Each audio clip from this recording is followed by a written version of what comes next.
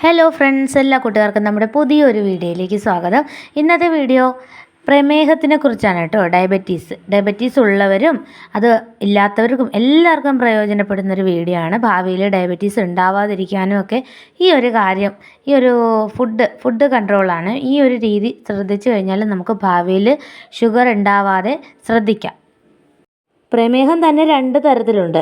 ഞാൻ ഈ പറയുന്ന രീതി ടൈപ്പ് 2 പ്രമേഹങ്ങൾക്കാണ് കൂടുതൽ എഫക്റ്റീവ്. ടൈപ്പ് 1 പ്രമേഹം എന്ന് പറയുമ്പോൾ ഇൻസുലിൻ ശരീരത്തിലെ ആ ബീറ്റ കോശങ്ങൾക്ക് ഇൻസുലിൻ ഉൽപ്പാദിപ്പിക്കാൻ കഴിയാത്തതാണ്. അത് ചെറുപ്പം മുതലേ ജനറ്റിക് ആയിട്ടുള്ള ഒരു അവസ്ഥയാണ്. അതിൽ ഇൻസുലിൻ നമുക്ക് ഒഴിവാക്കാൻ പറ്റത്തില്ല, അത് ഇഞ്ചെക്റ്റ് ചെയ്യുക തന്നെ വേണം. പിന്നെ ടൈപ്പ് 2 പ്രമേഹമാണ് ജീവിതശൈലി കൊണ്ട് ഉണ്ടാവുന്ന പ്രമേഹം. അപ്പോൾ അത് നമുക്ക് കൺട്രോളിൽ നിർത്താവുന്നതാണ്.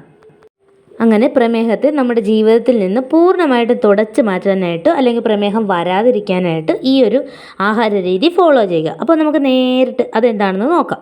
നമ്മൾ ഫുഡ് കഴിക്കാൻ എടുക്കുമ്പോൾ ആ ഒരു പ്ലേറ്റിനെ 4 പാർട്ടായിട്ട് ഭാഗിച്ച ശേഷം 4 ടൈപ്പ് ആഹാരങ്ങൾ അതിൽ ഉൾപ്പെടുത്തുക. അതായത് ഒന്നാമത്തെ പാർട്ട് ഫ്രൂട്ട്സ്, രണ്ടാമത്തെ പാർട്ട് വെജിറ്റബിൾ, മൂന്നാമത്തെ പാർട്ട് ധാന്യങ്ങൾ കൊണ്ടുള്ള എന്തെങ്കിലും ഫുഡ്, നാലാമത്തെ പാർട്ട് പ്രോട്ടീൻ അടങ്ങിയ എന്തെങ്കിലും ഫുഡ് ഉൾപ്പെടുത്തുക. ഇതാണ് ആ ഒരു ബാലൻസ്ഡ് ഒരു ഫുഡ് കൺട്രോൾ.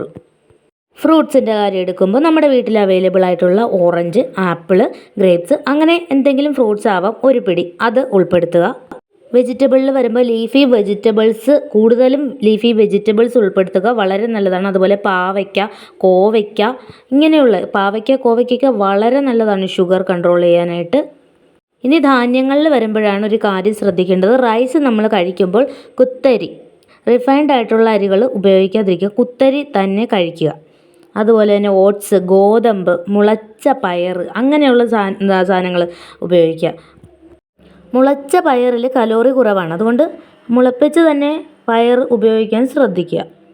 അടുത്തത് പ്രോട്ടീൻ എന്ന ആ പാർട്ടിൽ വരുമ്പോൾ പ്രോട്ടീൻ റിച്ച് ആയിട്ടുള്ള എന്തെങ്കിലും ഫുഡ്സ് അതിൽ ഉൾപ്പെടുത്തുക. മുട്ട, ചിക്കൻ, ചീസ്, ഫിഷ്, മീറ്റ്, അതുപോലെ അങ്ങനെയുള്ള ഫുഡ്സ് ഉൾപ്പെടുത്തുക. അതാണ് 4ാമത്തെ പാർട്ട്. ഈ 4 പാർട്ട് ഫുഡിൻ്റെ കൂടെ നമുക്ക് പാൽ, തൈര് ഇതുകൂടി ആ ഫുഡ് കൺട്രോളിൽ ഉൾപ്പെടുത്താവുന്നതാണ്. ഈ ഒരു രീതി ഫോളോ ചെയ്ത് കഴിഞ്ഞാൽ ഷുഗർ ലെവൽ 1 മാസം കൊണ്ട് തന്നെ നല്ലവണ്ണം കുറയുന്നതാണ്. മധുര പലഹാരങ്ങളൊക്കെ അമിതമായി ഉപയോഗിക്കാതിരിക്കുക. അതുപോലെ റിഫൈൻഡ് ഓയിലുകൾ ഒഴിവാക്കുക. മൈദ അങ്ങനെയൊന്നും ഉപയോഗിക്കാതിരിക്കുക ഇതിനോടൊപ്പം തന്നെ. അപ്പോഴത്തേക്കും നല്ലൊരു മാറ്റം ശരീരത്തിനുണ്ടാവും, ഉറപ്പായിട്ടും ഉണ്ടാവും. പിന്നെ നമ്മുടെ ബോഡി വെയ്റ്റ് അത് കൺട്രോൾ ചെയ്യുക. പൊണ്ണത്തടി ഷുഗർ ഉണ്ടാകുന്ന ഒരു പ്രധാന റീസണാണ് ബോഡി വെയ്റ്റ് മെയിൻറ്റെയിൻ ചെയ്യുക. അപ്പോൾ ഇങ്ങനെയുള്ള കുറച്ച് കാര്യങ്ങൾ ശ്രദ്ധിച്ച് നമുക്ക് നമ്മുടെ ഷുഗർ ലെവൽ കുറയ്ക്കാവുന്നതാണ്. ഷുഗർ വരാതെ ശ്രദ്ധിക്കാവുന്നതാണ്. Thank you for watching.